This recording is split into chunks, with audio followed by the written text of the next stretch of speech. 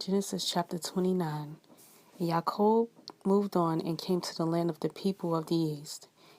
And he looked and saw a well in the field, and saw 3 flocks of sheep lying by it.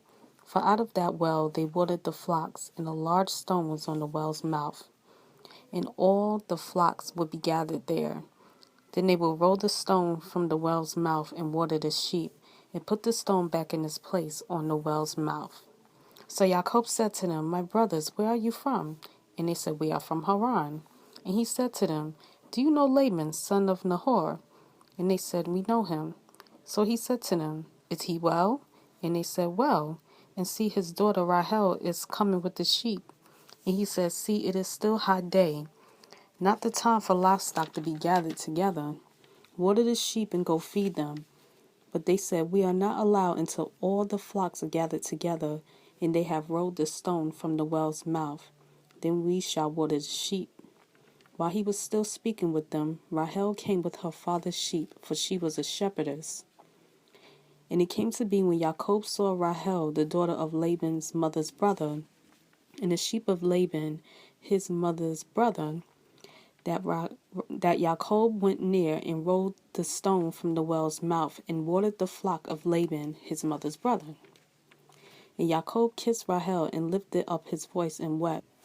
And when Jacob told Rahel that he was her father's relative and that he was Ribkah's son, she ran and told her father.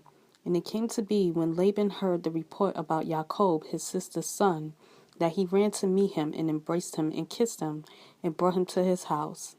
Then he told Laban all these matters. And Laban said to him, You are indeed my bone and my flesh. And he stayed with him for a new moon. When Laban said to Jacob, Because you are my relative, should you therefore serve me not? Let me know what should your wages be. And Laban had 2 daughters. The name of the elder was Leah, and the name of the younger was Rahel.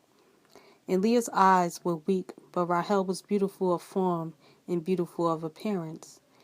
And Jacob loved Rahel, so he said, Let me serve you 7 years for Rahel, your younger daughter.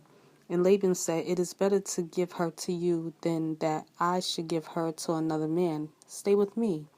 So Jacob served 7 years for Rahel, and they seemed to him but a few days because of the love he had for her. When Jacob said to Laban, Give me my wife, for my days are completed, and let me go into her. And Laban gathered all the men of the place and made a feast. And it came to be in the evening that he took Leah his daughter, and brought her to Jacob, and he went into her. And Laban gave his female servant Zilpah to his daughter Leah as female servant. In the morning it came to be that, see, it was Leah. So he said to Laban, What is this you have done to me? Was it not for Rahel that I served you? Why then have you deceived me?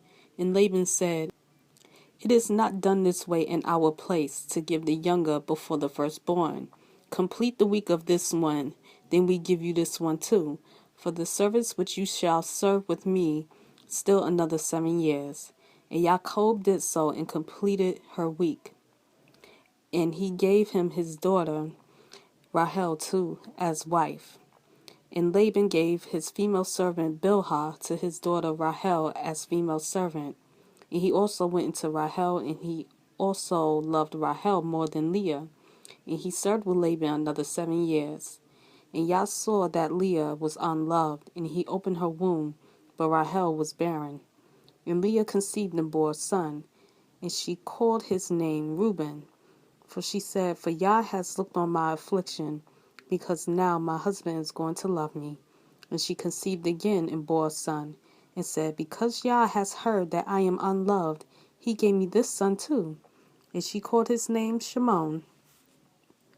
And she conceived again and bore a son, and said, Now this time my husband is joined to me, because I have borne him 3 sons. So his name was called Levi.